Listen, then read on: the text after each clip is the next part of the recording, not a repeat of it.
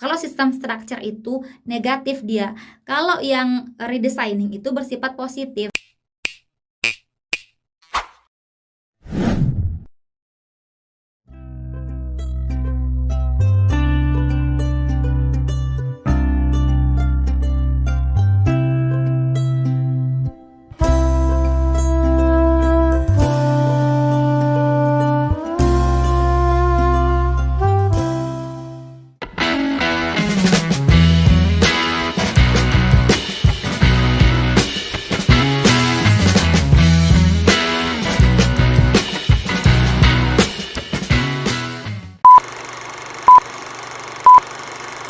Assalamualaikum warahmatullahi wabarakatuh. Terima kasih karena kalian sudah klik video ini. Selamat datang di channel aku. Salam kenal, aku Lili Hernawati.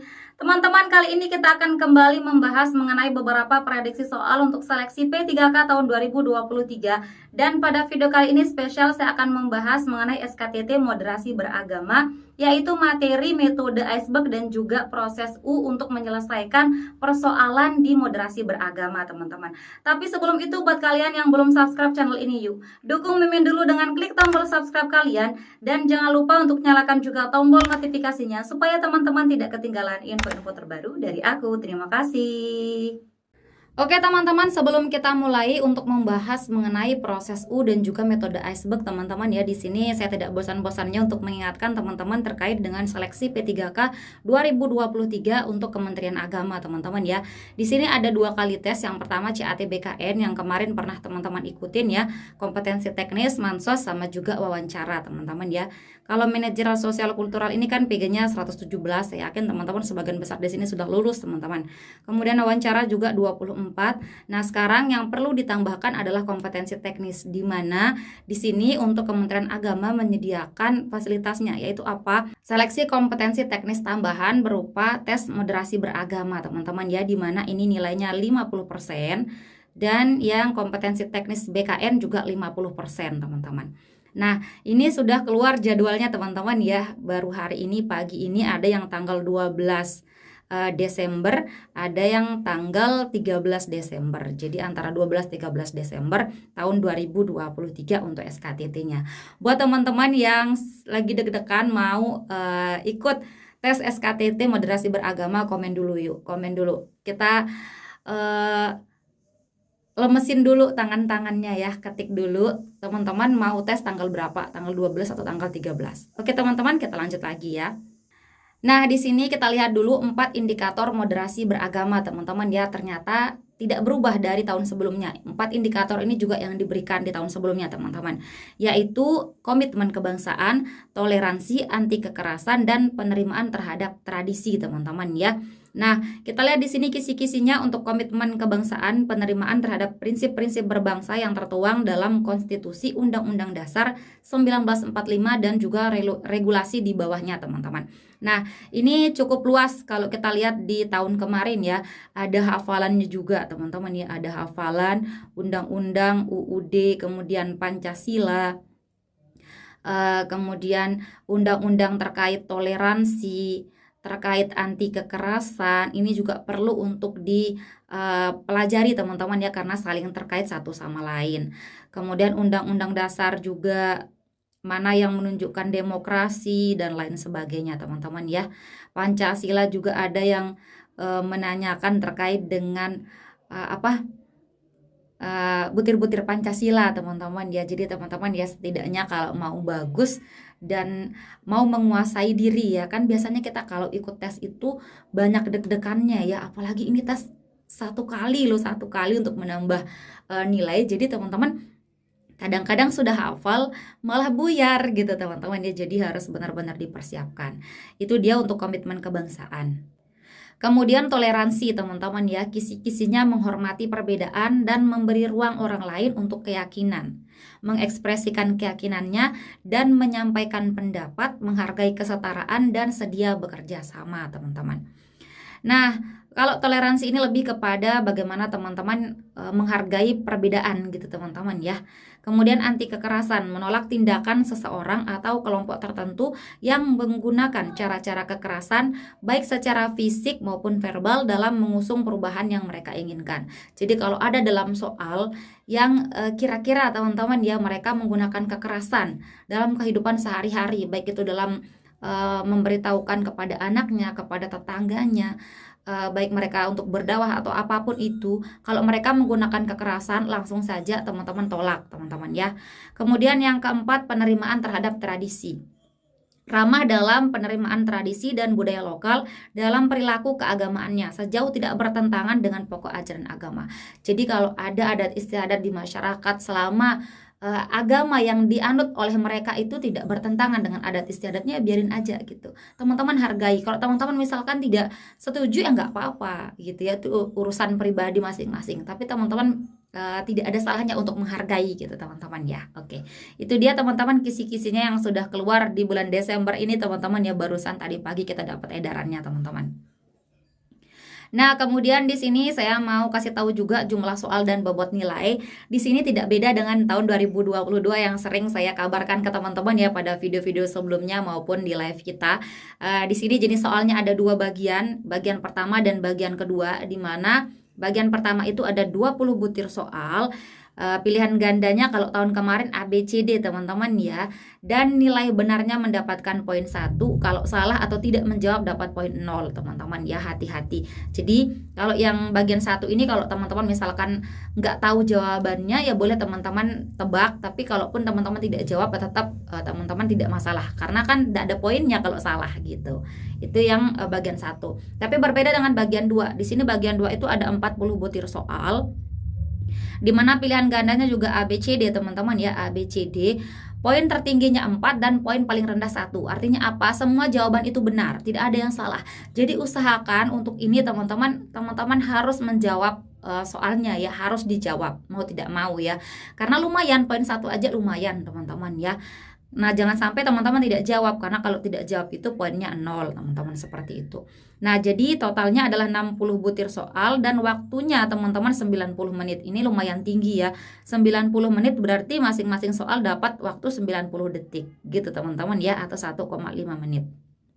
Oke, lumayan banyak teman-teman ya untuk mengoreksi juga. Nah, oke teman-teman, kita langsung saja ya. Teman-teman saya rasa sudah paham ini karena tidak berbeda teman-teman ya dengan tahun sebelumnya. Saya ulangi sedikit teman-teman ya tentang metode iceberg. Kemarin sudah saya live-kan pada hari Jumat ya, tanggal 7 Desember tahun 2022.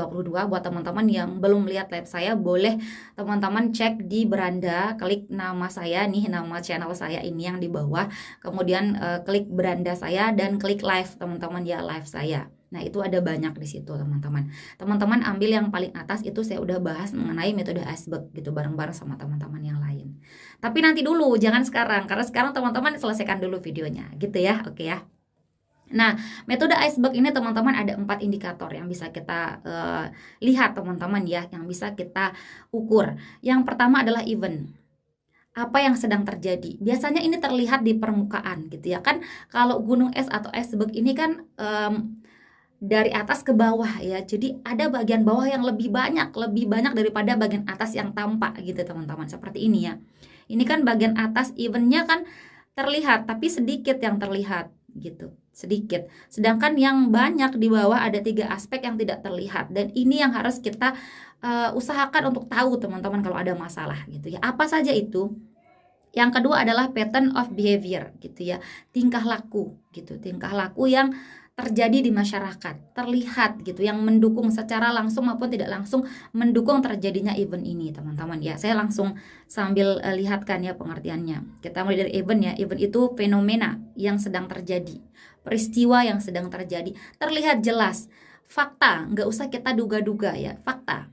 Eventnya apa? Misalkan ada orang yang memukul ibunya gitu, kita lihat kan ya, misalkan si A memukul ibunya, itu eventnya kelihatan gitu teman-teman ya, nyata kita lihat, nggak perlu kita duga-duga, faktanya begitu gitu. Kemudian yang kedua terkait dengan pattern of behavior teman-teman ya, yang ada di bawah di sini ya, yang paling bawah. Nah, kecenderungan di masyarakat yang terkait dengan fenomena. Jadi, tingkah laku masyarakat yang secara langsung maupun tidak langsung mendukung terjadinya fenomena tersebut, mendukung peristiwa tersebut gitu, teman-teman. Kemudian kalau kita lebih dalam lagi, ada di sini sistem structure namanya, teman-teman ya. Sistem structure ini struktur dan sistem sosial yang kemungkinan kecenderungan, pola atau kecenderungan tersebut berkembang di masyarakat. Jadi bisa berupa sistem, bisa berupa aturan, kebijakan gitu teman-teman ya. Intinya sesuatu yang terkait dengan aturan-aturan teman-teman ya gitu. Itu sistem structure. Kemudian yang terakhir kalau kita lihat lagi ke dalam lagi ada namanya mental model teman-teman. Apa itu mental model? Cara pandang, paradigma, perilaku yang menyebabkan sistem sosial bertahan dalam situasi atau kondisi tersebut. Jadi ada pemikiran yang jauh lebih penting yang mengakibatkan si event ini terjadi, fenomena atau peristiwa tersebut terjadi. Apa yang paling akar adalah paradigmanya. Gitu teman-teman ya, pemikirannya. Apa yang ada di pikiran kita dan masyarakat sekitar, sehingga peristiwa tersebut dapat terjadi gitu. Apa yang perlu kita ubah sih pemikiran kita dulu itu, supaya eventnya nggak terjadi lagi gitu ya kalau bertentangan. Oke, kita lanjut lagi teman-teman ya, supaya teman-teman lebih paham lagi. Nah, di sini saya jelaskan dulu tentang iceberg analisis menggunakan metode tadi ya, metode gunung es dan juga proses U teman-teman ya, atau U proses. Ternyata keduanya ini saling terkait teman-teman ya, tidak berbeda satu sama lain gitu teman-teman, saling mendukung. Coba kita lihat lagi teman-teman ya, yang pertama seperti yang tadi event teman-teman ya, peristiwa. Kemudian ke dalam lagi ada namanya pattern of behavior, tingkah laku yang mendukung. Kemudian ada lagi sistem structure, aturan, kebijakan gitu yang mendukungnya. Dan yang paling terakhir adalah mental model. Sudah saya jelaskan tadi teman-teman ya. Sekarang apa kaitannya Kak dengan U proses gitu ya. Nah, U proses ini adalah tahapan untuk menyelesaikan permasalahan yang sudah kita jelaskan di analisis gunung es ini, di iceberg analisis ini teman-teman ya. Proses U ini yang kita gunakan untuk apa? Untuk menyelesaikannya gitu. Saya jelaskan teman-teman. Nah, kalau kita misalkan ini ya, misalkan saya nih ya pakai speedboat, Masya Allah, amin. Nah, saya menyelam untuk melihat masalah. Pertama saya lihat dulu teman-teman ya eventnya. Nah, di sini ada fakta yang terlihat. Saya baru pakai speedboat nih jalan. Saya lihat fakta di lapangan. Fakta yang terlihat, oh ternyata ada kejadian seperti ini gitu teman-teman ya.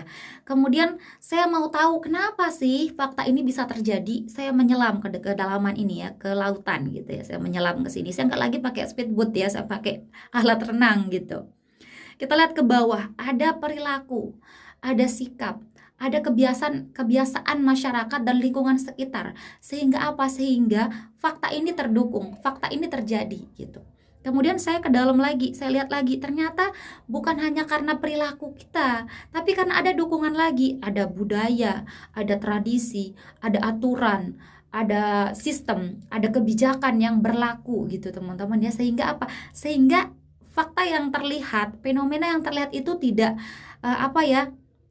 tidak terbantahkan, tidak ada yang menentang gitu ya, karena kebijakan itu mendukung, aturan-aturannya mendukung gitu teman-teman. Kemudian saya ke dalam lagi nih, kita lihat lagi masalahnya yang lebih serius itu apa.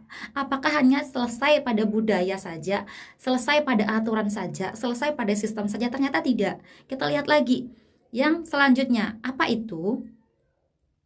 Paradigma kita, perspektif kita ya, keyakinan di dalam hati kita gitu ya. Sehingga apa? Sehingga mendukung fakta tersebut terjadi. Oh, ternyata sekarang saya tahu masalahnya di mana. Saya ngerti sumbernya di mana gitu ya.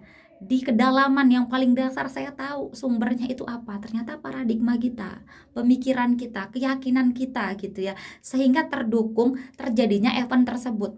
Kemudian saya ingin menyelesaikan bagaimana supaya fenomena yang terjadi, yang tampak di atas ini bisa selesai. Saya pakai proses U. Saya mulai pelan-pelan dari dasar dulu. Saya selesaikan. Apa namanya, teman-teman? Namanya rethinking. Berpikir kembali, teman-teman ya. Mengolah kembali pemikiran kita yang salah, paradigma yang keliru, keyakinan yang mungkin kita belum benar-benar paham gitu, teman-teman. Itu yang kita ubah dulu, rethinking, teman-teman ya. Itu tahapan dari proses U. Nah, gimana dia rethinking itu? Mengubah paradigma, perspektif, keyakinan, teman-teman. Oke ya. kita keep dulu teman-teman, pahami dulu. Kalau teman-teman lagi sambil ngerangkum pakai kertas, karena ini waktunya mepet ya, hari apa ya, kalau hari tanggal 12 hari Selasa ya, Selasa Rabu teman-teman tes ya. Jadi teman-teman sambil ngerangkum sambil dengerin saya gitu ya. Oke, rethinking dulu teman-teman ya. Lalu setelah saya rethinking, saya pikirkan kembali, baru saya ke tahapan selanjutnya, yaitu redesigning, mendesain kembali gitu. Apa yang perlu didesain? Mendesain kebijakan, mendesain program, mendesain aturan, mendesain reward gitu teman-teman, dan lain sebagainya. Kemudian setelah redesigning apa? Reframing gitu, membingkai kembali gitu. Apa perilaku atau apa tingkah laku di masyarakat ini yang salah? Kita bingkai kembali supaya benar gitu.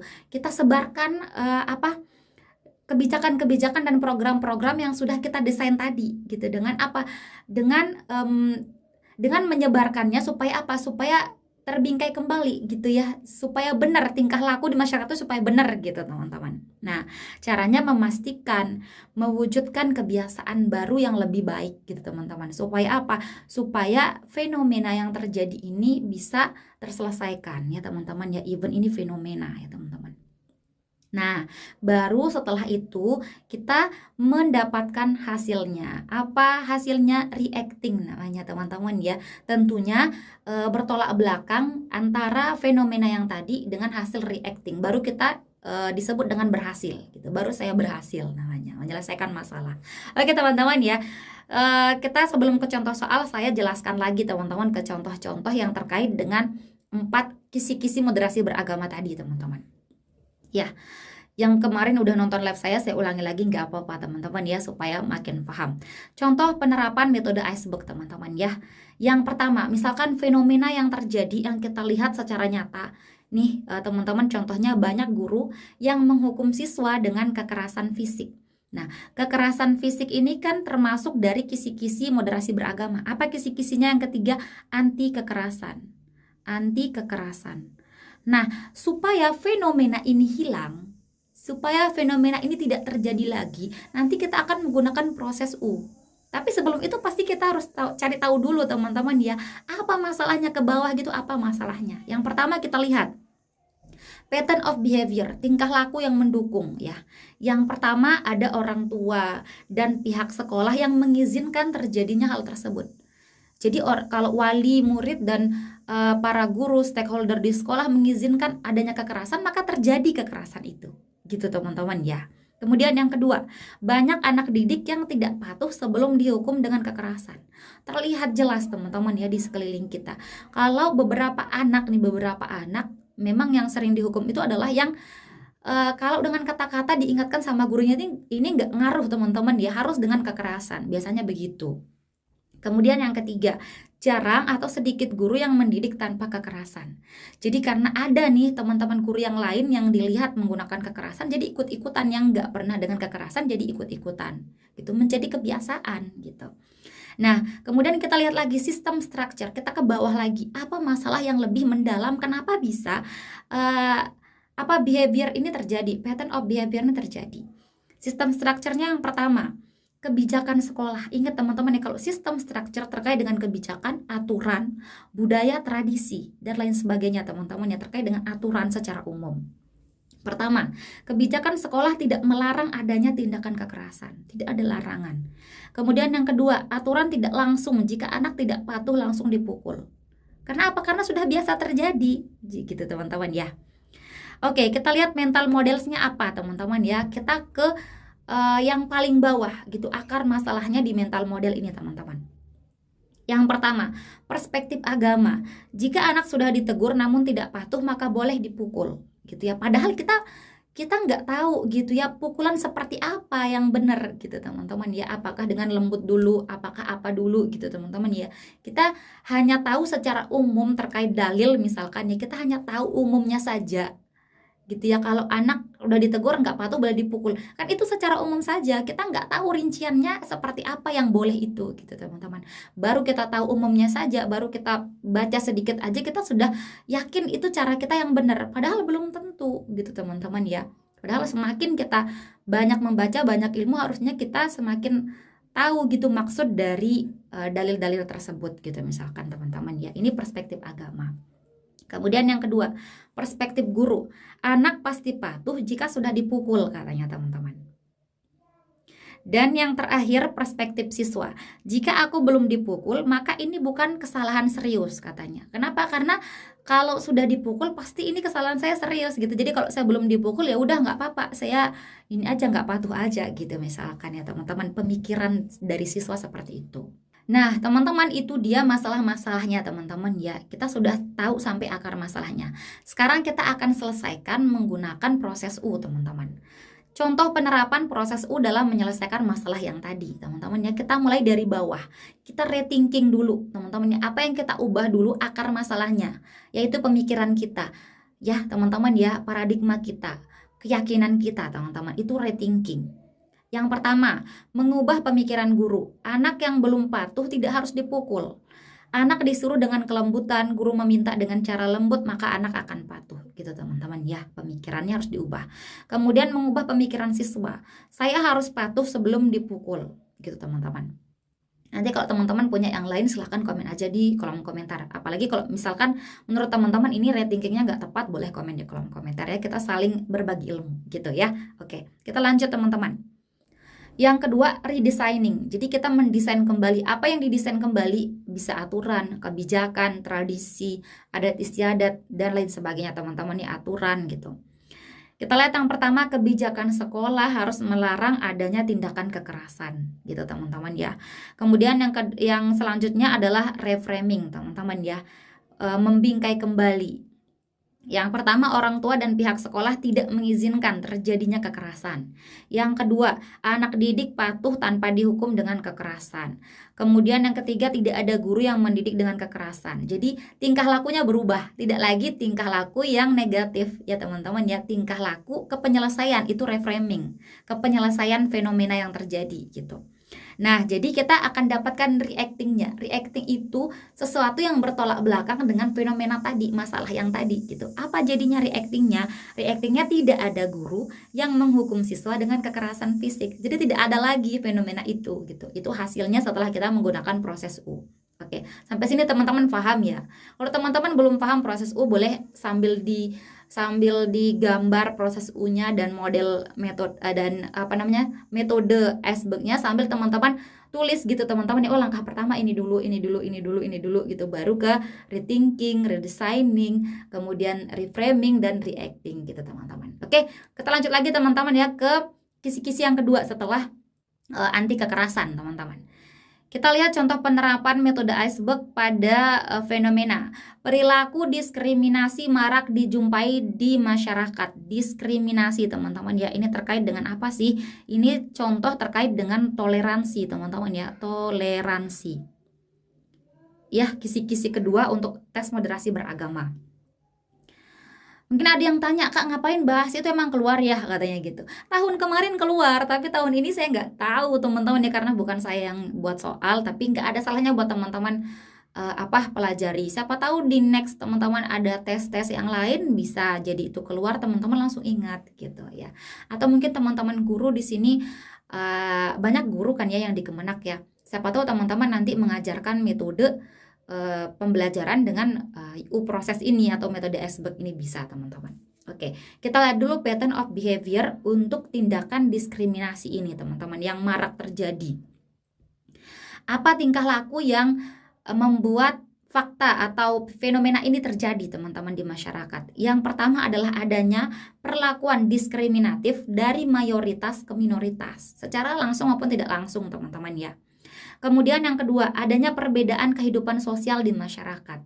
Misalkan orang yang kaya-kaya gitu ya, yang tinggi-tinggi kehidupan sosialnya itu biasanya satu geng, satu grup sama yang kaya-kaya aja gitu. Kemudian yang miskin dengan yang miskin aja gitu ya. Jadi ada ada pembatas gitu ya teman-teman. Ada pembatas antara orang yang mungkin mayoritasnya yang kaya gitu ya di kelompok teman-teman di misalkan di komplek perumahan gitu ya, banyak yang kaya sedikit yang miskin misalkan. Jadi ada tindakan diskriminasi dari yang kaya ke yang miskin karena beda kelompok sosialnya gitu teman-teman. Kemudian selanjutnya masyarakat lebih mementingkan kepentingan pribadi dan golongan. Oke teman-teman, selanjutnya banyaknya video atau tayangan di sosial media terkait dengan diskriminasi. Kemudian kebiasaan memaklumi tindakan rasis juga bisa teman-teman ya, karena ini saya dapat masukan dari teman-teman live kemarin ya. Oke, kita langsung ke sistem strukturnya, aturan, kebijakan yang berlaku sehingga apa? Sehingga pattern of behavior ini terjadi teman-teman ya. Yang pertama apa? Aturan larangan diskriminasi tidak banyak diketahui oleh masyarakat. Jadi ada aturannya untuk tindakan diskriminasi ini nggak boleh dilakukan, tapi nggak ditahu sama masyarakat. Jadi masyarakat tetap melakukan itu karena mereka nggak tahu gitu ya teman-teman. Kemudian yang kedua, tidak adanya hukuman terkait dengan pelaku diskriminasi. Nah, kemudian kita lihat mental modelnya apa? Mental modelsnya yang pertama, prasangka negatif di masyarakat jika kaum minoritas tidak lebih unggul dibandingkan mayoritas gitu teman-teman ya. Prasangka negatif gitu. Kemudian yang selanjutnya, perspektif. Jika melakukan diskriminasi tidak akan menimbulkan kerugian bagi diri sendiri dan orang lain. Itu perspektifnya. Nah, untuk menyelesaikan fenomena diskriminasi ini kita selesaikan dengan proses U. Kita mulai dari menyelesaikan akarnya dulu ya, pemahaman, prasangka negatif, perspektif, keyakinan, itu dulu yang kita ubah, rethinking dulu. Kita langsung teman-teman ya. Rethinkingnya apa teman-teman? Yang pertama, mengubah pemikiran di masyarakat bahwa kaum minoritas sama dengan mayoritas. Jadi kita ubah yang tadi berbeda menjadi kaum minoritas itu sama dengan mayoritas gitu. Kita mengubahnya teman-teman. Kemudian yang kedua, mengubah perspektif bahwa melakukan diskriminasi akan menimbulkan kerugian bagi diri sendiri dan orang lain. Jadi yang sebelumnya itu kan tidak akan menimbulkan kerugian teman-teman ya. Sekarang kita rethinking menjadi apa?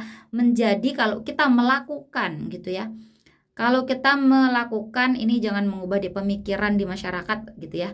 Pemikiran di masyarakat kaum minoritas sama dengan mayoritas. Perspektif kita, perspektif diri sendiri itu melakukan diskriminasi akan menimbulkan kerugian bagi diri sendiri dan orang lain gitu ya. Jadi diubah perspektifnya, diubah pemikirannya, diubah paradigmanya itu dulu. Itu namanya rethinking. Kemudian selanjutnya kita redesigning. Redesigning itu kita mendesain kembali aturan, kebijakan, tradisi, adat istiadat yang terkait dengan fenomena tersebut gitu. Yang pertama, aturan larangan diskriminasi tersebar dan difahami oleh masyarakat. Jadi ada aturan diskriminasi kan, kita sebarkan gitu teman-teman ya. Kemudian reframing, kita bingkai kembali perilaku kita supaya sesuai dengan kebijakan yang ada teman-teman ya. Ini maksudnya harus disebar teman-teman ya, harus disebar karena sudah ada sebenarnya ya, tapi harus disebar gitu ya. Harus disebar dan harus dipahami gitu ya oleh masyarakat. Difahami oleh masyarakat seperti itu ya. Pokoknya kitanya dengan aturan gitu ya teman-teman kalau redesigning. Kemudian reframing ini jadinya tidak ada perlakuan diskriminatif dari mayoritas ke minoritas. Kemudian masyarakat lebih mementingkan kepentingan umum dibandingkan kepentingan pribadi. Ada pengawasan dan batasan video bertemakan rasis dan diskriminasi. Kemudian adanya teguran dan peringatan bagi orang yang bertindak rasis dan diskriminasi. Sehingga nanti hasilnya reactingnya teman-teman kita lihat bertolak belakang dari fenomena yang terjadi ya, yaitu perilaku diskriminasi tidak dijumpai di masyarakat. Itu hasilnya teman-teman ya setelah kita menggunakan proses U. Oke teman-teman, ini kelupaan satu teman-teman ya, karena slide-nya di ini ya ketuker ya. Nah di sini ada redesigningnya, satu lagi ada hukuman terkait dengan pelaku diskriminasi. Ada aturan hukuman ya, ada aturan hukuman gitu ya. Oke. Kita lanjut lagi teman-teman ke contoh yang satu lagi teman-teman ya, terkait dengan kisi-kisi apa yang belum teman-teman, kisi-kisi penerimaan tradisi teman-teman ya yang terakhir. Nah fenomenanya apa? Banyak masyarakat yang menentang tradisi di lingkungannya dan anak muda menolak mengikuti tradisi teman-teman. Nah kita coba urai satu-satu teman-teman ya, dari pattern of behavior, kemudian sistem structure dan juga mental methodnya teman-teman ya, baru kita gunakan proses U nanti untuk menyelesaikannya. Oke teman-teman ya. Oke teman-teman, ini dia pattern of behaviornya teman-teman ya, perilaku yang mendukung terjadinya fenomena tersebut. Yang pertama, masyarakat tidak memberikan edukasi terkait manfaat atau makna tradisi yang sedang berlangsung. Jadi tidak ada masyarakat yang melakukan itu gitu ya. Ya udah, kalau nggak diterima ya nggak diterima aja. Nggak ada yang berusaha untuk ngasih tahu gitu teman-teman ya, kalau ini loh manfaat tradisi kita gitu teman-teman. Ini loh makna dari tradisi yang kita lakukan gitu, nggak ada. Sehingga apa? Sehingga anak muda ini menolak mengikuti tradisi karena mereka nggak tahu maknanya gitu teman-teman ya. Nah, behaviornya masyarakat tidak memberikan edukasi, gitu. Tidak ada edukasi yang diberikan. Kemudian pattern of behavior selanjutnya adalah anak muda banyak terpengaruh oleh tradisi atau budaya luar, teman-teman. Anak muda lebih menyukai gaya tradisi atau budaya luar. Gaya tradisi atau budaya luar, teman-teman. Kemudian anak muda lebih mengenal tradisi luar dibandingkan tradisi lokal. Kenyataannya, faktanya memang begitu. Anak muda lebih mengenal tradisi luar dibandingkan tradisi lokal. Udah fakta, teman-teman ya. Kemudian orang tua tidak mengenalkan tradisi lokal kepada anak secara langsung. Tidak ada edukasi terkait dengan tradisi dari orang tua yang sudah tahu kepada anak muda gitu. Kemudian anak muda lebih membanggakan tradisi luar dibandingkan tradisi lokal. Itu fakta yang terjadi gitu. Bisa kita lihat gitu ya perilaku tersebut gitu. Jadi mudah kalau melihat pattern behavior nih teman-teman ya. Nah, kemudian kita lihat teman-teman apa sih sistem strukturnya, aturannya, kebijakannya gitu teman-teman ya. Keyakinannya kenapa bisa fenomena tersebut terjadi. Yang pertama adalah aturan terkait mengikuti tradisi tidak diharuskan. Jadi tidak ada aturan yang mengikat teman-teman untuk mengikuti tradisi atau tidak. Tidak ada aturan yang mengikat. Jadi makanya fenomena tersebut terjadi gitu teman-teman. Kemudian yang kedua, pemerintah daerah tidak membuat aturan terkait dengan mengikuti tradisi lokal. Tidak ada aturan dari pemerintah daerah teman-teman ya. Tidak ada aturan dari masyarakat sekitar juga nggak ada. Nah, kemudian pemerintah daerah tidak membuka ruang publik terkait dengan pemahaman tradisi lokal. Itu sistem struktur juga teman-teman. Kita lihat di sini mental modelsnya teman-teman ya. Yang pertama pemikiran anak muda terkait tradisi mereka yang ketinggalan zaman gitu ya. Ada pemikiran bahwa tradisi mereka itu ketinggalan zaman. Ingat mental models ini terkait dengan apa? Pemikiran, paradigma, perspektif, keyakinan. Jadi timbul masalah itu karena dari diri kita sendiri teman-teman ya. Dari dalam diri kita sendiri. Dari kepala kita, dari hati kita gitu. Kenapa fenomena tersebut bisa terjadi gitu ya. Nah, kemudian yang kedua, pemikiran anak muda bahwa tradisi mereka banyak tuntutan, aturan dan juga kungkungan. Kita selesaikan masalah ini, fenomena ini dengan proses U, teman-teman. Oke? Nah, contoh penerapan proses U dalam menyelesaikan masalah. Yang pertama apa dulu, teman-teman? Ingat, kita mulai menyelesaikan dari bawah dulu, dari akar masalah dulu ya. Rethinking dulu. Teman-teman ya, kita ubah paradigma kita, ubah pemikiran kita, ubah perspektif kita, ubah keyakinan kita, teman-teman. Oke. Rethinkingnya apa? Yang pertama, memberikan pemahaman terkait tradisi lokal memiliki kelebihan dan manfaat dibandingkan dengan budaya luar.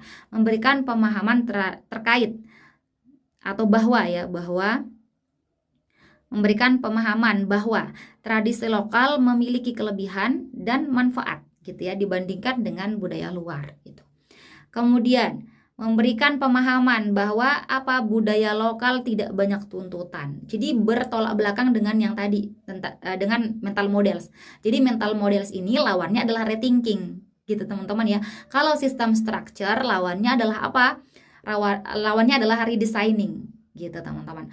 Nah, kemudian ke atas lagi kalau pattern of behavior ini lawannya adalah reframing gitu teman-teman ya. Baru nanti event atau fenomena itu akan bertolak belakang dengan reacting gitu teman-teman. Kita lanjut teman-teman ke redesigningnya ya. Mengubah aturan yang ada, kebijakan yang ada harus diubah. Yang pertama adanya aturan untuk mengikuti tradisi lokal. Jadi dibuat aturan. Kalau awalnya kan tadi sistem strukturnya tidak ada aturan yang mengikat gitu teman-teman ya. Nah, sekarang dibuat aturan untuk mengikuti tradisi lokal gitu teman-teman. Kemudian selanjutnya pemerintah daerah menyebarkan aturan mengikuti tradisi lokal gitu.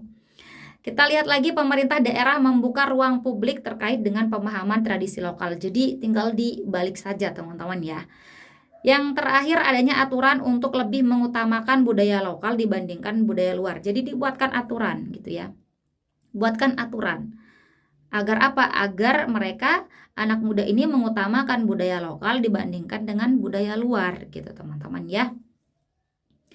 Kita lihat lagi teman-teman reframingnya teman-teman ya. Setelah redesigning kita ke reframing, merubah tingkah laku di masyarakat gitu ya. Yang pertama masyarakat memberikan edukasi terkait dengan budaya lokal.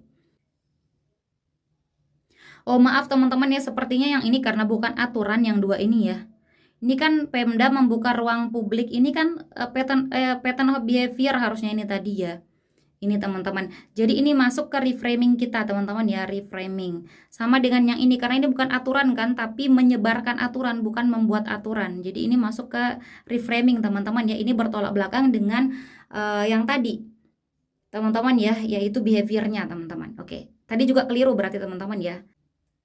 Oke gitu teman-teman ya, kalau teman-teman sependapat nanti teman-teman tinggal ubah aja yang tadi di sistem structure yang 2 itu terkait dengan pemerintah menyebarkan aturan itu, teman-teman ubah aja teman-teman ke pattern of behavior ya, karena itu tingkah laku ya teman-teman ya, tingkah laku, maaf ya. Kalau redesigning ini kan terkait dengan aturan, sama dengan sistem structure ya, kebalikannya sistem structure itu terkait dengan aturan itu teman-teman ya, aturan kemudian paradigma, kemudian apa namanya kebijakan gitu teman-teman ya, adat istiadat.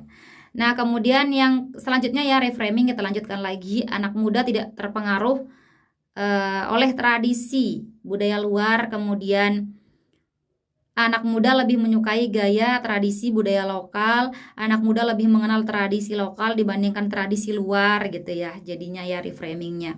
Mereka nggak sebaliknya ini ya, nggak lagi yang ke fenomena yang tadi, bukan lagi behavior yang kita lihat sehari-hari ya, tapi reframingnya, penyelesaiannya ya, anak muda lebih mengenal tradisi lokal dibandingkan tradisi luar. Kemudian orang tua mengenalkan tradisi lokal kepada anak secara langsung. Anak muda lebih membanggakan tradisi lokal dibandingkan tradisi luar gitu teman-teman ya. Sehingga apa? Sehingga dengan adanya reframing ini, tingkah laku ini teman-teman ya, kita akan mendapatkan reactingnya. Apa reactingnya? Kebalikan dari fenomena yang tadi, yaitu masyarakat tidak menentang tradisi di lingkungannya dan anak muda mengikuti dan menyukai tradisi lokal gitu teman-teman. Oke, paham teman-teman ya caranya ya. Ini saja masih tadi keliru ya, baru diperbaiki sekarang. Semoga teman-teman sependapat ya dengan perbaikan yang saya berikan. Oke teman-teman, kita sudah selesai untuk 3 ini ya, 3 kisi-kisi ya teman-teman ya untuk moderasi beragama. Kita akan lanjutkan ke contoh soal biar teman-teman makin mantap gitu pemahamannya. Oke teman-teman ya, kalau misalkan saya ada keliru boleh teman-teman langsung komen aja di kolom komentar biar kita belajar bareng teman-teman. Oke ya teman-teman ya, kita lanjutkan. Hai teman-teman, buat teman-teman yang mau ikut PPPK untuk Kementerian Agama, di sini aku mau tawarin kalian untuk gunain e-book moderasi beragama dari aku teman-teman ya. Di e-book ini sudah ada bocoran soal dari PPPK sebelumnya, kemudian ada field report berupa soal-soal Pancasila, kemudian toleransi, undang-undang dasar, anti kekerasan, dan juga tentang tradisi di Indonesia. Jadi teman-teman, buat kalian yang ingin belajar lebih banyak mengenai moderasi beragama, yuk pesan e-book dari aku ya. Dan jangan lupa langsung DM di IG aku. Terima kasih. Oke teman-teman, kita mulai dengan soal yang pertama. Buat teman-teman yang sudah nonton live, sabar dulu ya, nanti saya tambahin lagi soalnya. Banyak anak muda yang tidak menerima tradisi lokal yang sudah bertahan berabad-abad dari nenek moyang. Mereka beranggapan bahwa tradisi tersebut sudah tidak layak digunakan pada masa ini. Jika kita menggunakan metode iceberg pada anggapan mereka terkait hal tersebut, termasuk pada A. Event, B. Pattern of behavior, C. System structure, atau yang D. Mental model. Silahkan coba teman-teman pause dan coba dijawab. Jika sudah, kita akan jawab bersama teman-teman ya. Kita lihat di sini. Mereka beranggapan gitu ya bahwa tradisi tersebut sudah tidak layak katanya ya, anggapan. Nah, jika kita menggunakan metode iceberg katanya teman-teman, mana dia anggapan mereka ini? Ingat kalau mereka beranggapan terkait dengan apa teman-teman? Terkait dengan pemikiran. Pemikiran, anggapan gitu ya. Kemudian paradigma, keyakinan. Kalau sudah ini berarti ini akar masalahnya gitu ya, akar. Kalau akar masalah berarti itu apa? Mental model teman-teman, yang D. Oke, teman-teman bisa ya. Kenapa bukan event Kak? Bukan event lah. Apa eventnya gitu ya? Apa fenomenanya? Fenomenanya adalah anak muda tidak menerima tradisi lokal gitu ya. Anak muda tidak menerima tradisi lokal. Ini eventnya, tradisi lokal. Banyak anak muda ya, banyak. Ini eventnya. Kemudian pattern of behavior-nya apa gitu ya. Kalau pattern of behavior-nya bisa banyak, bisa bermacam-macam. Misalkan ya, salah satunya seperti yang sudah tadi kita bahas ya teman-teman ya. Mereka menolak gitu ya, anak muda menolak menolak ikut acara apa? Tradisi lokal gitu teman-teman. Tradisi lokal ini patternnya. Kemudian apa sistem strukturnya Kak? Kenapa bukan sistem struktur? Sistem struktur itu apa? Terkait dengan aturan, kebijakan ya. Jadi tidak ada aturan. Tidak ada aturan yang mengharuskan teman-teman ya. Yang mengharuskan mereka harus ikut. Mengharuskan mereka menerima gitu ya. Menerima tradisi lokal, tidak ada aturannya. Jadi mereka ya udah aja, nggak apa-apa gitu kan ya. Nah, jadi yang nomor 1 ini jawabannya yang D yang memiliki poin 1, yang lainnya 0 teman-teman ya. Karena kalau terkait dengan hafalan itu lebih kepada soal bagian 1 teman-teman ya. Kita lanjut lagi teman-teman ke soal berikutnya. Anda melihat tetangga Anda menghukum anaknya menggunakan kekerasan. Hal itu dilakukan sebab anaknya tidak mengikuti perintahnya.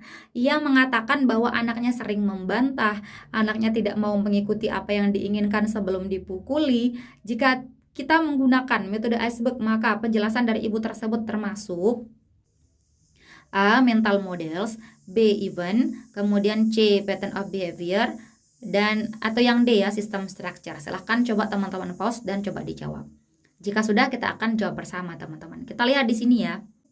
Penjelasan ibu itu termasuk di mana kalau kita pakai metode iceberg gitu. Penjelasannya apa sih? Hal itu dilakukan sebab apa? Anaknya tidak mengikuti perintahnya. Kemudian anaknya sering membantah. Apalagi yang terakhir nih teman-teman ya, anaknya tidak mau mengikuti apa yang diinginkan sebelum dipukul katanya. Jadi ini apa? Ini adalah tingkah laku yang fakta yang kita lihat gitu ya. Fakta yang terjadi. Tingkah laku sehari-hari gitu ya. Ini adalah apa? Pattern of behavior teman-teman ya. Yang benar. Ini yang poin 1, lainnya 0, 0, 0 gitu. Kenapa bukan mental models Kak? Kalau mental models ini terkait dengan apa teman-teman? Diingat kembali. Pemikiran teman-teman ya. Pemikiran. Perspektif. Ya, perspektif. Paradigma teman-teman ya. Kemudian apalagi keyakinan ya, keyakinan. Kalau event apa? Event itu yang terlihat nyata fenomenanya gitu ya. Fenomena. Kalau kita lagi baca buku biasanya dia judul, kalau enggak dia paragraf utama. Gitu aja teman-teman ya. Itu eventnya ya, fenomenanya. Kemudian kenapa bukan sistem structure Kak? Kalau sistem structure ini adalah aturan. Aturan ya, tradisi yang ada gitu. Oke, apalagi teman-teman? Adat istiadat gitu ya, dan lain sebagainya gitu. Yang sejenis dengan aturan, kebijakan bisa teman-teman ya, kebijakan. Oke. Gitu ya, paham teman-teman insyaallah ya. Kita lanjut lagi teman-teman ke soal yang nomor 3. Saat pulang bekerja, Anda melihat seorang anak yang berjalan pulang sendiri di belakang temannya yang lain. Ia terlihat tidak memiliki teman, berjalan menunduk dan tidak bersemangat. Berbeda dengan kelompok anak yang di depannya yang sangat riang dan saling menyapa. Berdasarkan ilustrasi tersebut, jika kita menggunakan metode iceberg, maka yang termasuk mental models adalah A. Banyak anak yang melakukan tindakan diskriminasi. B. Tidak ada aturan atau larangan melakukan tindakan diskriminasi. C. Perlakuan diskriminasi tidak merugikan siapapun. Atau yang D. Anak yang mendapatkan perlakuan diskriminasi tidak memiliki teman. Silahkan coba teman-teman pause dan coba dijawab. Jika sudah kita akan jawab bersama teman-teman ya. Di sini kita lihat. Ada anak yang berjalan pulang di belakangnya di belakang teman-teman yang lain. Kemudian dia tidak punya teman. Dia berjalan menunduk. Dia tidak bersemangat. Dia berbeda ya dengan orang yang kelompok teman-teman yang lain yang di depan. Nah, berdasarkan ilustrasi tersebut, ilustrasi ini terkait dengan apa? Diskriminasi. Secara tidak langsung sudah kita tahu ini diskriminasi. Karena dia sendirian, sementara orang di depannya itu lebih banyak gitu ya. Dia berjalan nggak semangat gitu teman-teman. Dan ini semakin mendukung dengan apa? Dengan pilihan gandanya, bahwa pilihan gandanya terkait dengan diskriminasi semua teman-teman. Kita lihat ya. Pertanyaannya apa? Mental models. Mental models itu apa teman-teman? Coba diingat lagi. Sudah ingat? Oke. Mental models itu adalah akar masalahnya, teman-teman ya. Terkait dengan apa? Pemikiran. Ya, saya sambil ulang-ulang supaya teman-teman nanti ingat gitu ya, biar suara saya terngiang-ngiang lagi ya, teman-teman ya. Pemikiran, paradigma, kemudian perspektif, perspektif. Kemudian apa lagi? Keyakinan, teman-teman ya, keyakinan. Ini akar masalahnya itu datang dari diri kita sendiri gitu, teman-teman ya. Banyak anak yang melakukan tindakan diskriminasi katanya. Banyak anak yang melakukan diskriminasi. Apakah ini termasuk mental model, teman-teman? Bukan, teman-teman ya, ini bukan mental models. Karena apa? Karena ini fakta. Ini bisa kita lihat. Banyak anak yang melakukan tindakan diskriminasi. Ini kan bisa kita lihat ya, sehari-hari bisa kita lihat. Kalau bisa terlihat berarti itu bukan mental model, tapi apa? Tapi itu pattern of behavior ya. Pattern of behavior. Ya, tingkah laku sehari-hari. Kemudian yang B, tidak ada aturan atau larangan. Nah, aturan gitu ya. Kalau tidak ada aturan katanya di sini, berarti ini udah tahu teman-teman, ini sistem structure. Sistem structure ya. Oke, kemudian yang C, perlakuan diskriminasi tidak merugikan siapapun katanya. Apa iya? Apa itu benar-benar terjadi bahwa tidak ada yang rugi kalau ada diskriminasi? Itu bisa terlihat nggak? Nggak bisa ya. Itu apa? Itu berarti pemikiran. Ya, kalau dia bilang perlakuan diskriminasi tidak merugikan siapapun, itu hanya pemikiran dia saja, pemikiran dalam diri kita saja yang seperti itu ya, bukan sih yang sebenarnya terjadi gitu ya. Kalau yang sebenarnya terjadi itu ya behaviornya yang terlihat nyata, tapi kalau ini kan bertentangan, tidak nyata terlihat gitu ya. Apalagi kalau diskriminasi ini sebenarnya merugikan. So yang C ini hanyalah pemikiran dia, yang ini yang betul ya, mental models, pemikiran dia aja. Models ini pemikiran doang, pikiran dia yang salah gitu ya, pikiran yang salah. Ini yang C jawabannya ya, yang betul. Kemudian yang D ini apa? Anak yang mendapatkan perlakuan diskriminasi tidak memiliki teman katanya. Ini terlihat memang kalau dia diskriminasi ya nggak punya teman. Kalau terlihat seperti itu berarti ini behavior, teman-teman ya. Pattern of behavior gitu, teman-teman ya. Mudah kan teman-teman soalnya ya. Lama-lama teman-teman pasti akan terbiasa. Oke teman-teman ya, saya rasa yang metode S-book teman-teman sudah paham betul ya dari live kita kemarin sampai yang saat ini. Hai teman-teman, di sini aku merekomendasikan kalian untuk coba tryout dari aku teman-teman ya, untuk moderasi beragama. Silahkan teman-teman ketikkan saja lilihernawati.pppk.id, kemudian nanti halamannya akan seperti ini teman-teman ya. Di web ini sudah tersedia 2 paket tryout teman-teman ya. Yang pertama yang sesuai dengan ebook saya. Jadi buat teman-teman yang sudah beli ebook saya ini gratis ya, yang pertama ini teman-teman. Kemudian buat teman-teman yang belum pernah beli akan dikenai biaya sesuai dengan yang di sini teman-teman. Sedangkan yang kedua ini adalah moderasi beragama soal spesial, jadi soalnya terbaru teman-teman, yang baru-baru semua. Ini dikenakan biaya seperti yang tertera teman-teman ya, 35.990 teman-teman. Silahkan teman-teman klik daftar di sini teman-teman ya, tinggal diklik aja. Nah, kalau teman-teman sudah klik daftar, di sini teman-teman akan diminta untuk mengisi form registrasi teman-teman ya. Teman-teman silahkan isi username dan password. Nah yang 2 ini teman-teman gak boleh lupa ya, karena ini dipakai nanti saat teman-teman masuk ya, login, username-nya apa, passwordnya apa. Kemudian nama lengkap diisi, email teman-teman ini boleh dipakai untuk beberapa username teman-teman ya. Kemudian nomor teleponnya juga silahkan diisi. Nah, di sini teman-teman bisa pilih ada 2 paket ya. Yang pertama moderasi beragama sesuai dengan buku Lili Hernawati, yaitu buku moderasi beragama teman-teman.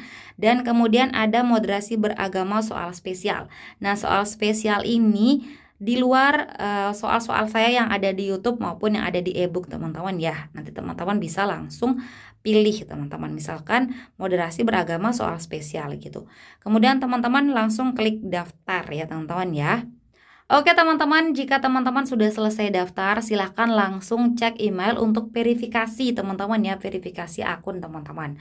Nah, setelah itu teman-teman silahkan langsung login teman-teman ya, login aja pakai username teman-teman yang tadi dan passwordnya gitu ya. Kemudian langsung aja login. Nah, teman-teman, buat kalian yang sudah selesai ngerjain soal, nanti tampilannya akan seperti ini, teman-teman ya. Teman-teman langsung aja klik lihat hasil. Nah, ini kelihatan ya hasil teman-teman berapa total nilainya.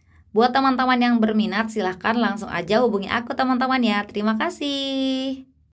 Kita lanjut lagi, teman-teman ya, ke soal mengenai proses U. Ya, yang nomor 4. Saat pulang bekerja, Anda melihat seorang anak yang berjalan pulang sendiri di belakang teman yang lain, katanya. Ia terlihat tidak memiliki teman, berjalan menunduk, dan tidak bersemangat. Berbeda dengan kelompok anak yang di depannya. Kita pakai soal yang tadi supaya apa? Supaya berkaitan, teman-teman. Ya, berbeda dengan kelompok anak yang di depannya yang sangat riang dan saling menyapa. Berdasarkan ilustrasi tersebut, jika kita menggunakan metode iceberg dan proses U, maka proses rethinkingnya adalah A. Banyak anak yang melakukan tindakan diskriminasi. B. Aturan larangan melakukan diskriminasi disebarluaskan ke masyarakat. C. Perlakuan diskriminasi merugikan semua pihak, baik pelaku maupun korban. Kemudian yang D. Seluruh anak berteman tanpa membedakan agama, ras, dan etnis. Silakan coba teman-teman pause dan coba dijawab. Coba teman-teman pilih yang A ini masuk apa? Rethinking kah? Redesigning kah, reframing atau reacting gitu. Yang B juga gitu, yang C gitu, yang D gitu ya. Jadi supaya teman-teman terlatih membedakan antara 4 hal yang perlu diubah gitu ya menggunakan proses U. Jika sudah, teman-teman, kita akan jawab bersama ya. Kalau belum, di pause dulu ya, jangan di next aja, nanti teman-teman nggak latihan gitu ya. Sambil latihan, teman-teman kalau mau jawab di pause dulu videonya ya. Oke, kita lanjut, teman-teman, kita bahas bersama ya. Menggunakan proses U katanya nih di sini. Proses rethinkingnya apa? Teman-teman ingat nggak sih rethinking itu apa? Jadi rethinking itu mengubah pemikiran, mengubah keyakinan, mengubah paradigma, mengubah perspektif kita. Berarti ini bertolak belakang dengan mental models, teman-teman ya. Bertolak belakang dengan mental models gitu, teman-teman. Kita lihat yang A. Banyak anak yang melakukan tindakan diskriminasi. Kalau banyak anak ini berarti ini apa? Ini adalah fenomenanya, eventnya, teman-teman ya. Fenomena. Dia karena dia negatif, teman-teman ya. Fenomena. Kalau dia positif berarti reacting. Ya, paham ya? Kalau dia disebutkan sesuatu yang terjadi itu negatif, berarti itu fenomena atau eventnya. Kalau dia positif, berarti itu reactingnya, sesuatu solusi yang teman-teman dapatkan gitu. B. Aturan larangan melakukan diskriminasi disebarluaskan ke masyarakat. Aturannya disebarluaskan. Kalau dia aturan dan positif, berarti itu kebalikan dari sistem structure. Apa kebalikannya? Redesigning. Jadi yang B ini adalah redesigning, teman-teman ya. Saya tulis di sini ya. Di sini. Redesigning. Ya, teman-teman ya. Jadi yang B ini redesigning, bukan sistem structure ya, hati-hati. Kalau sistem structure itu negatif dia. Kalau yang redesigning itu bersifat positif gitu ya. Seperti ini, aturannya disebarluaskan supaya banyak yang tahu. Kita lanjut ke yang C. Perlakuan diskriminasi merugikan semua pihak, baik pelaku maupun korban. Ini termasuk apa, teman-teman? Ini termasuk yang kita cari, rethinking. Kebalikan yang tadi ya. Kalau yang tadi kan katanya tidak merugikan siapapun katanya. Itu adalah mental modelsnya. Berarti kebalikannya adalah rethinkingnya. Perlakuan diskriminasi merugikan semua pihak, baik pelaku maupun korban. Pasti akan rugi, teman-teman ya, secara langsung maupun tidak langsung.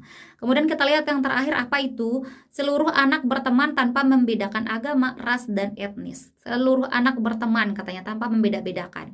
Apa ini, teman-teman? Ingat, dia bersifat positif, teman-teman ya. Ini kan positif. Kalau dia positif berarti ini bukan fenomena. Tapi kebalikannya, apa itu? Ini adalah reacting, teman-teman. Oke, paham ya? Kalau teman-teman nggak paham yang nomor 4 ini, karena ini intinya kumpul di sini semua, saya jelaskan tadi nomor 4 ini. Teman-teman bisa back dulu, baru nanti didengarkan pelan-pelan ya. Diulangi pelan-pelan yang nomor 4 ini ya, penjelasan saya. Supaya teman-teman terbiasa gitu ya. Karena ini intinya di nomor 4 ini sebenarnya. Nomor 4 ini sudah saya jelaskan dari metode iceberg sama proses U-nya juga. Oke. Sudah, teman-teman ya. Kita next lagi ke soal yang nomor 5. Anto karyawan senior di perusahaan. Andi karyawan junior yang baru saja bergabung minggu ini. Saat jam istirahat, Anto melihat cara ibadah Andi tidak sesuai dengan caranya. Ia menegur Andi dan menuduhnya beribadah dengan cara yang sesat, padahal karyawan lain tidak mempermasalahkan cara Andi. Berdasarkan ilustrasi tersebut, jika kita menggunakan metode iceberg dan proses U, maka proses redesigning adalah A. Mengubah pemikiran Anto bahwa banyak cara orang dalam beribadah. B. Menyebarkan informasi terkait berbagai tata cara orang dalam beribadah. C. Tidak ada yang mempermasalahkan perbedaan cara beribadah di lingkungan masyarakat. Atau yang D. Tidak ada yang mencela cara ibadah orang lain. Silahkan coba teman-teman pause dan coba dijawab. Oke ya, jawab yang A itu termasuk apa, B itu apa, C apa, D apa. Jika sudah teman-teman, kita akan jawab bersama teman-teman ya. Kita lihat di sini ya. Di kalimat-kalimat terakhir teman-teman ya, ia menegur Andi dan menuduhnya beribadah dengan cara yang sesat. Padahal karyawan lain tidak mempermasalahkan cara Andi. Jadi sebenarnya siapa yang salah teman-teman ya? Mungkin adalah si Anto ini. Kenapa? Karena yang lain nggak mempermasalahkan hal itu teman-teman. Kita lihat ya, kalau kita menggunakan metode iceberg dan proses U, maka proses redesigning. Redesigning itu apa teman-teman? Teman-teman masih ingat nggak? Ingat teman-teman ya, kita sambil mengingat kembali ya. Kalau kita mengingat metode iceberg dulu, jadi dari fenomena, kemudian turun ke pattern of behavior, kemudian turun lagi ke sistem structure, kemudian turun lagi ke mental model terkait dengan pemikiran. Baru kita naik lagi, kita ketemu sumber masalahnya, kita naik lagi menggunakan proses U. Proses itu apa? Rethinking dulu, perbaiki dulu pemikiran kita, rethinking. Baru redesigning. Nah, teman-teman tahu kan, berarti redesigning itu bertolak belakang dengan sistem structure terkait dengan aturan-aturan, kebijakan. Teman-teman ya, kita lihat di sini mana yang terkait dengan aturan A, B, C atau D. Kita lihat teman-teman ya. Mengubah pemikiran Anto bahwa banyak cara orang dalam beribadah. Mengubah pemikiran. Kalau pemikiran terkait dengan apa teman-teman? Rethinking. Kalau yang A ini teman-teman ya. Sini saya tuliskan ya, ini rethinking. Awalnya aja teman-teman sudah pasti tahu ini rethinking, teman-teman. Kemudian yang B, menyebarkan informasi terkait berbagai tata cara orang dalam beribadah, katanya teman-teman. Oke teman-teman, yang B ini termasuk apa teman-teman? Yang B ini termasuk dari redesigning. Kenapa Kak redesigning ini kan tidak ada sebutnya aturan gitu ya? Kan nggak disebutkan aturan teman-teman ya, nggak disebutkan perubahan aturan atau kebijakan Kak gitu, karena memang nggak perlu diubah aturannya gitu ya. Ini kan terkait dengan ibadah, cara ibadah orang itu kan berbeda-beda, berbagai macam. Misalkan nih saya contohkan, kalau yang di Islam misalkan ada yang kalau mau ruku ada yang tangannya dulu, ada yang kakinya dulu gitu ya. Kalau misalkan yang di agama Kristen gitu ya, ada yang doanya begini, ada yang doanya bagaimana gitu teman-teman ya. Cara-caranya berbeda gitu ya. Jadi cara-cara itu sudah ada teman-teman ya, tapi mungkin si Anto ini belum tahu gitu ya. Banyak yang belum tahu aturan yang berbeda itu. Jadi ketika seseorang mungkin dia baru tahu satu aja cara yang benar, dikiranya cara yang lain itu salah. Jadi itu yang perlu kita kasih tahu gitu. Itu yang perlu kita sebarkan gitu. Jadi redesigningnya di sini adalah menyebarkan informasi atau aturan gitu ya, menyebarkan informasi terkait berbagai tata cara orang dalam beribadah. Jadi ini termasuk dari redesigning. Kemudian yang C itu apa Kak? Yang C itu kita lihat tidak ada yang mempermasalahkan perbedaan cara beribadah di lingkungan masyarakat. Kalau kita melihat ini teman-teman, ini adalah hal yang positif ya. Tidak ada yang mempermasalahkan perbedaan cara. Karena kita lagi mikir sebagai orang yang moderat teman-teman ya. Ingat ya, kita lagi uji moderasi beragama. Jadi teman-teman harus usahakan posisi teman-teman itu sebagai orang yang moderat. Karena orang moderat ini nggak saling mempermasalahkan. Mau orang cara ibadahnya bagaimana, orang yang lain itu bagaimana. Selama tidak bertentangan dengan pokok ajaran agama itu nggak dipermasalahkan harusnya teman-teman. Nah ini dia, tidak mempermasalahkan perbedaan cara beribadah, ini kan hal yang positif. Kemudian hal yang positif ini terlihat langsung dalam sehari-hari. Jadi kalau dia terlihat langsung berarti dia adalah kebalikan dari pattern of behavior. Apa itu? Reframing kalau kebalikannya ya, reframing ya. Kemudian kita lihat yang terakhir, tidak ada yang mencela cara ibadah orang lain. Ini apa? Ini hasil akhirnya kebalikan dari fenomena yang lagi diceritain di soal. gitu ya. Kebalikan fenomena itu apa? Reacting, teman-teman, hasil akhirnya. Setelah kita menggunakan proses U, maka akan ada reacting. Reactingnya berupa tidak ada yang mencela lagi cara ibadah orang lain. Oke, teman-teman paham ya? Kalau teman-teman tidak paham, teman-teman dengarkan lagi berulang-ulang, teman-teman ya. Mungkin nanti kapan kita live lagi sebelum teman-teman tes ya. Gitu, teman-teman. Jadi sudah jelas saya rasa teman-teman ya untuk proses U dan metode iceberg yang teman-teman minta, banyak teman-teman yang minta gitu ya. Oke teman-teman, itu saja yang bisa saya jelaskan terkait dengan metode iceberg dan proses U. Semoga bermanfaat teman-teman ya. Semoga nanti teman-teman bisa menjawab soal. Berhubung ini waktunya sedikit, buat teman-teman yang mau coba tryout dari saya, boleh silahkan kepoin web saya teman-teman ya, lilihernawati.pppk.id. Oke teman-teman, terima kasih. Semoga membantu. Hai teman-teman, buat kalian yang lagi cari ebook untuk persiapan PPPK tahun 2023, aku merekomendasikan kalian untuk pakai ebook dari aku ini teman-teman ya. Isinya sudah ada manajerial, sosial kultural, dan wawancara teman-teman. Sudah ada soal, kunci jawaban, dan juga pembahasannya. Ada bocoran soal PPPK tahun 2022, ada kisi-kisi beberapa kompetensi teknis, dan ada trik menjawab soal cepat. Jadi buat kalian yang lagi persiapan untuk menghadapi PPPK tahun 2023, aku saranin banget kalian untuk mempunyai ebook ini teman-teman. Langsung aja DM ke IG aku. Oke teman-teman, semoga sukses. Oke teman-teman, sekian dulu video kita kali ini. Terima kasih untuk partisipasi kalian dan terima kasih juga karena teman-teman sudah menonton video ini sampai akhir. Jika menurut kalian video ini bermanfaat, jangan lupa dukung Mimin dengan klik like, komen, subscribe, dan nyalain juga tombol loncengnya. Dan jangan lupa untuk share video ini ke teman-teman kalian yang lain supaya manfaatnya tidak berhenti di kalian. Oke teman-teman, terima kasih. See you next time and bye-bye. Assalamualaikum warahmatullahi wabarakatuh.